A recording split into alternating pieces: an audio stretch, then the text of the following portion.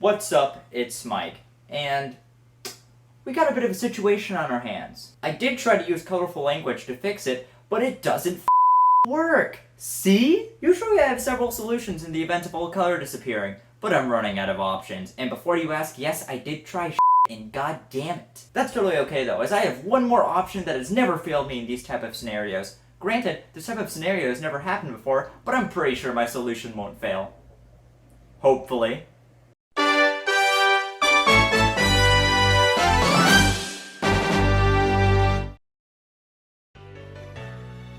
The year is 2009.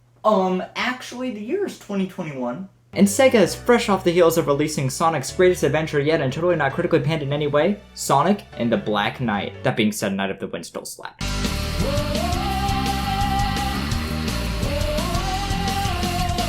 Sonic Team, looking to reverse their fortunes, decided that the next game would take the criticisms of the two Sonic book series games into account. And trust me, there was quite a bit of criticism. Sega also decided to delist some Sonic games that didn't do the best with critics to try to increase the value of the Sonic brand before the release of their next big game. And by some Sonic games, I mean all of them, minus the one with the funny looking big dog. I thought Clifford was red. The first decision made about the new Sonic game was that it wouldn't be a Sonic storybook game, which automatically made it 1,000 times better. Dang it, I was really looking forward to Sonic in the White Morning. After about 1 billion more decisions, including going for a simpler, more classic approach to Sonic, mixing 2.5D and 3D elements, taking inspiration from Sonic Unleashed, only the good parts though, and designing it to appeal to Mario fans, Sonic Colors for the Wii and DS2 apparently, popped out of Sonic Team's offices and landed in North America on November 16th, 2010. And people actually seemed to like it? Review scores were generally high, especially compared to some certain other recent games in the series, and the sales matched the praise with around 2 million copies sold. I too remember a lot of good things about Sonic Colors, and while it's been a hot minute since I've seen Sonic in color, or any color really, I think it's finally time to give it a revisit. Also, I'm getting really tired of black and white. When it comes to reviewing Sonic games, especially the big 3D ones, everyone knows you base the entire quality of the game on the music at the beginning. And I gotta be honest, Reach for the Stars is a pretty good song. Does that make Sonic Colors a pretty good game? I don't know, I've only played it for 1 minute and 32 seconds. After starting a new game, you get instantly thrown into the first world, that being Tropical Resort. Where's Green Hill Zone? I think this is a great start for a Sonic game. Being thrown into this brand new space aesthetic for Sonic and just being told to run, that's basically Sonic's whole thing. I don't need to know why I'm here, I just need to go fast. That's actually some pretty decent life advice, you should try it sometime.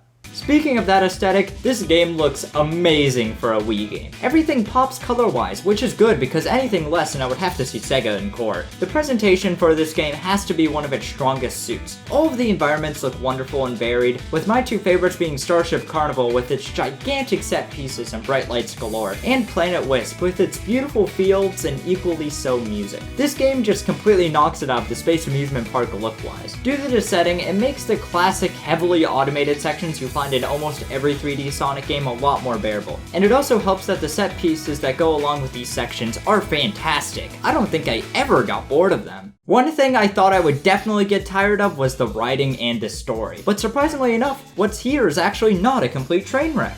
With that in mind, Tell's voice is still a car wreck at the least. I'm sorry, but his voice is just like scratching chalkboard right next to my soul. I think it's done. It's in binary code, so only I can read it. Other than that though, there are some parts in this game where the jokes actually made me laugh once or twice. There's some quality stuff here, especially with the dialogue between Eggman's two helper bots, Orbot and Cubot. The Mouse Man said to wrangle every piece of this mess. When you consider what we're doing from a robot's point of view, it's actually pretty gruesome. Don't think about it. Comedy gold. They easily steal the show, and while Sonic and Eggman's stuff isn't bad, Orbot and Cubot are just amazing. I will have the last laugh! The last laugh? How is laughing last special? Isn't that like being the slowest one to get the joke? Yeah, I laugh last all the time. People look at me like I'm an idiot. Forget about it. The story itself is kinda funny too, with Eggman creating this giant space amusement park out of remorse for his past actions. And totally not so we can enslave the aliens called Wisps that inhabit the planet that make up the park so we can harness their power to take over the world. What a stand-up guy, honestly. That totally makes up for the past 19 years of trying to take over the world. This is a classic Sonic story through and through, but it doesn't feel that stale throughout. There's only about 10-ish cutscenes in the whole game, and they don't overstay their welcome. This story completely gets the job done and even induces a chuckle every once in a while. One department that Sonic Colors definitely gets more than the job done in is the music. Oh, I can't believe I haven't said it yet, but there's two things that always stand universal about Sonic. One of those things being Sonic's rocky history with his 3D games, and the second thing being that no matter the quality of the Sonic game, the soundtrack will always slap. Thank God I can finally cross it off my YouTube bucket list. Sonic Colors definitely carries that tradition of a bopping soundtrack. Straight from the opening track, Take off at the speed of sound. Bright lights, the colors all around. all the way to the ending track,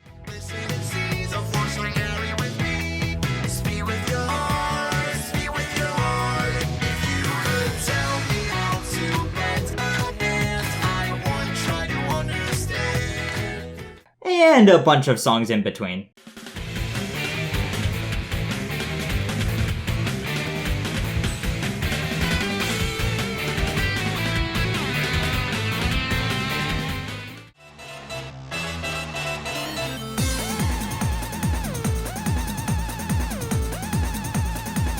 A lot of the songs in this game actually aren't unique, just remixes of the Act 1 song or a remix of the main theme, but honestly each remix is so well done it isn't an issue in the slightest. Speaking of Act 1, let's talk about some of the levels in Sonic Colors. Find a smoother transition, I dare you. The level design in combination with some of the set pieces make for this game having some crazy good levels. One thing that isn't so hotly designed are the boss fights, as they just reused the same 3 boss types over the course of all of the worlds, and none of them are really fun to fight to begin with. The only boss I liked was the final one, whose Act 2 theme kicks enough ass to almost make up for all the other ones.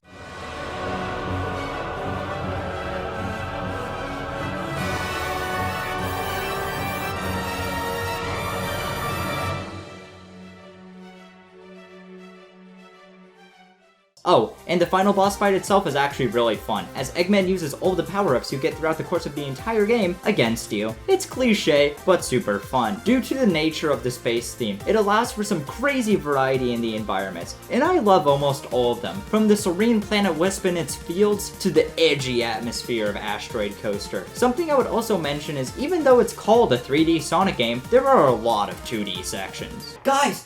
I finally found some! That may sound bad, but actually I barely minded the 2D sections at all in Sonic Colors, and the transitions between the 2D sections and the 3D sections are buttery smooth, so no big complaints from me. Wait, hold up, my bad. I lied. I do have one complaint about the 3D sections. Uh-oh. The drifting controls in this game suck straight ass. I don't know why specifically drifting has bad controls, but I tried everything and I could never get it to reliably work for me. Even when I did get it to work, it didn't really feel that smooth or intuitive at all. Unlike Quickstep, which feels great to use and rewards players with twitchy reaction speeds. There's no real difference in feel between the controls in either 2D or 3D, which is a definite plus. And while the controls aren't perfect in either section, they're more than passable. While we're on the topic of levels, they unfortunately also lead to my 2 biggest issues with Sonic Colors. This game is way too easy and way too short if you just run through and don't actively search for every collectible, including the 5 red rings per stage and going for an S every level. I gotta be honest, a completionist I am not. The only game I've ever gotten close to completing is Super Mario Galaxy, and other than that, I haven't gotten close to 100% in anything else. So I just ran through Sonic Colors like I normally do with every other game, and I literally got 3 hours and 37 minutes of footage. That's it. Some of these stages are just so short and they end so abruptly. I haven't run into a fully fledged game this short in a while, and it doesn't help that this game is also ridiculously easy. The only time I ever had a game over was against this dumb mini-boss that I had no clue how to dodge. Eventually I realized I was just stupid, but other than that, the game was an overall breeze. With that being said, this game is an extremely fun, smooth playing breeze. I don't know how they did it, but the homing attack in Sonic Colors just hits different. That really is the best way I can describe it. It's just so much fun to use, and comboing it over a long period of time is as satisfying as all get out. Boosting also feels pretty good here, as it gives you a real sense of speed as you blast through enemies in the environment. Something that also aids in this blasting through the environment are the Wisps, the new alien/slash power-ups you find throughout the game, and unfortunately, they aren't too great. Don't get me wrong, they're fun to use for the most part. The cyan wisp lets you travel almost instantly as a laser, which always makes you feel cool. The yellow wisp turns you into a drill to speed through the ground. The orange wisp just shoots you straight up, that's it. The pink wisp turns you into a ball ant. How did they know? And allows you to spin dash up surfaces. The blue wisp turns Sonic Colors into Geometry Dash. Is this Sonic Adventure 3? The green wisp lets you hover and dash along lines of rings. That's it. The white wisps act as your boost, and the purple wisp just turns the game into a Microsoft PowerPoint. None of that sounds bad, and in fact, some of the wisps are super fun to use. My issue with them is that they are way too situational, and I wish each one had a couple more use cases instead of being so one-sided. Other than that, I'm glad they're here, as they help to spice up the game a tad bit. So Sonic Colors. In terms of Sonic's other 3D adventures, it's quite the good game. I just wish there was more in terms of content and that the drifting controls didn't blow. Talking about Sonic Colors for more than 10 minutes also happened to be the last resort to restoring color to my world. So let's see what happens. Oh boy, I only have to talk about Sonic Colors 10 million more times!